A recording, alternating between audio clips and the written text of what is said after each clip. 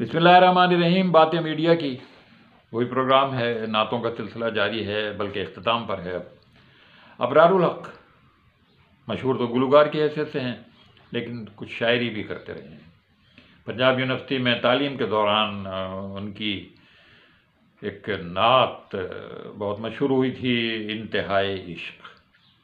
और अभी भी करीब के दिनों में भी उन्होंने टेलीविज़न पे किसी प्रोग्राम में ये नात पढ़ी है। और ये भी उसी पस मंज़र में है कि अगर वो हुजूर के ज़माने में होते तो क्या होता। ये एक ख्वाब की उन्होंने हालत बयान की है कि वो हुजूर के ज़माने में हैं। अब ये एक तवील है, मैं इसमें से कुछ हिस्सा आपको सुनाता हूँ। इंतहाए इश्क।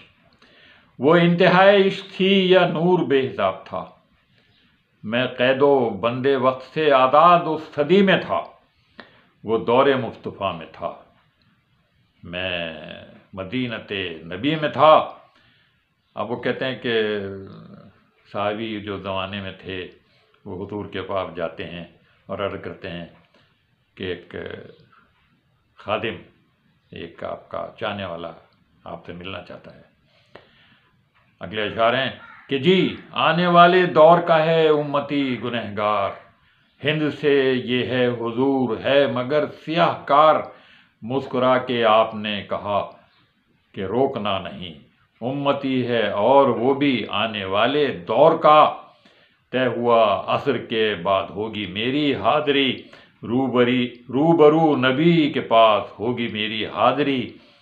तसव्वुरे अदालत नबी किया तो डर गया कि जाके क्या कहूँगा मैं, तो सोच के ही मर गया। सहाबी रसूल ने कहा कि बैठ जा यहाँ, महफिले हुजूर के उसूल